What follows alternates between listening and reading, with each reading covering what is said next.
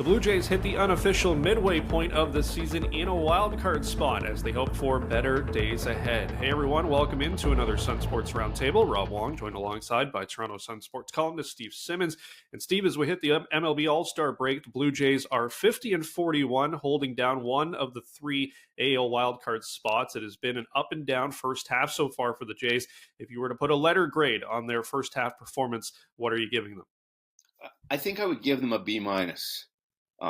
They're in a playoff spot, the last one, when they're putting six teams in the playoffs, but they haven't played, in my mind, to the capability that this roster has and to what management, I think, wanted from the team.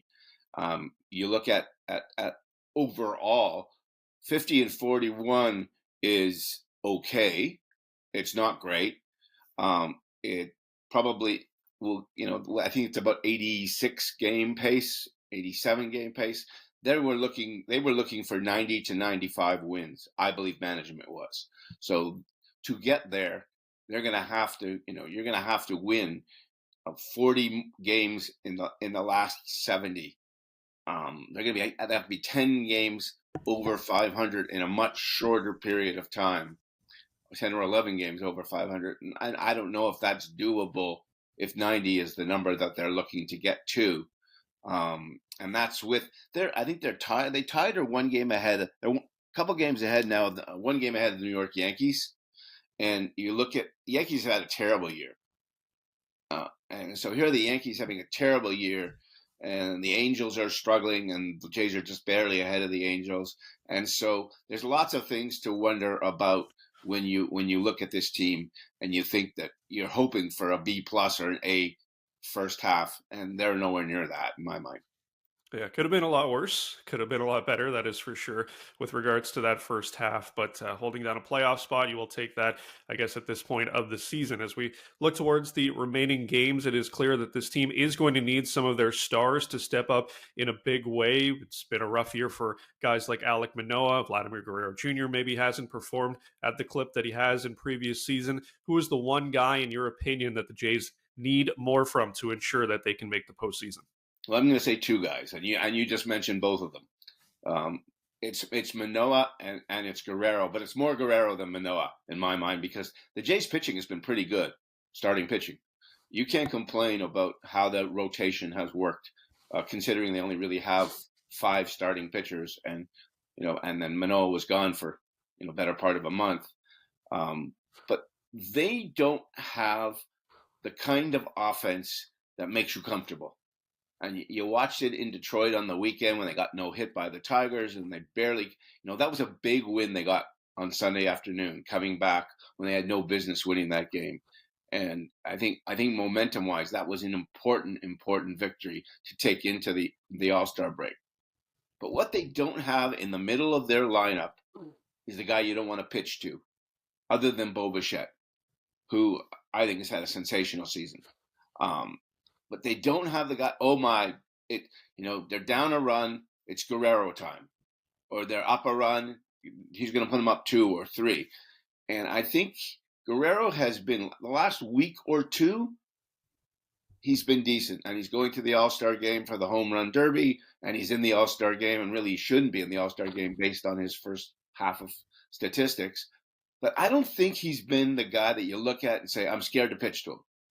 And I don't want to face him in the 9th inning when you're down a run and there's somebody on second base.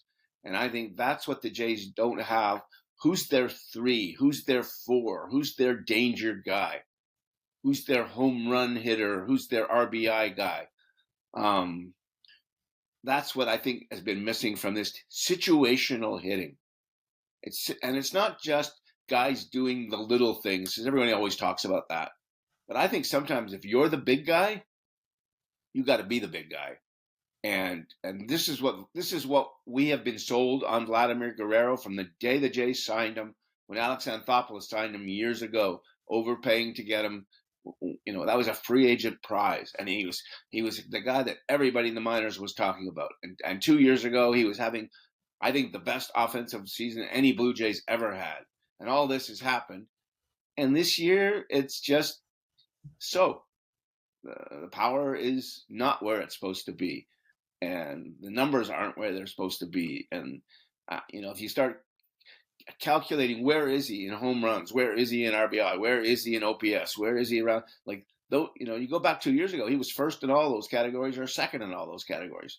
Now he's 25th or 27th or whatever it is.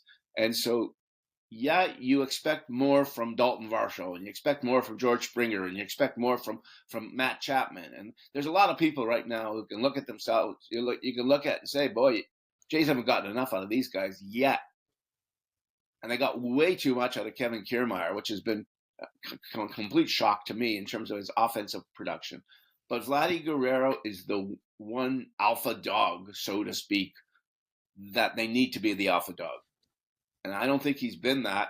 And I'm wondering if he goes out in the home run derby and he hits a pile of home runs and he goes into the All-Star game and he's feeling good about himself and he comes out for the second half and suddenly the old Guerrero, who's still a young Guerrero, by the way, but the old Guerrero version comes back and does what he does. Because if you put him in that kind of role for the final 70 games and into playoffs, that changes the way this team is more than anything else.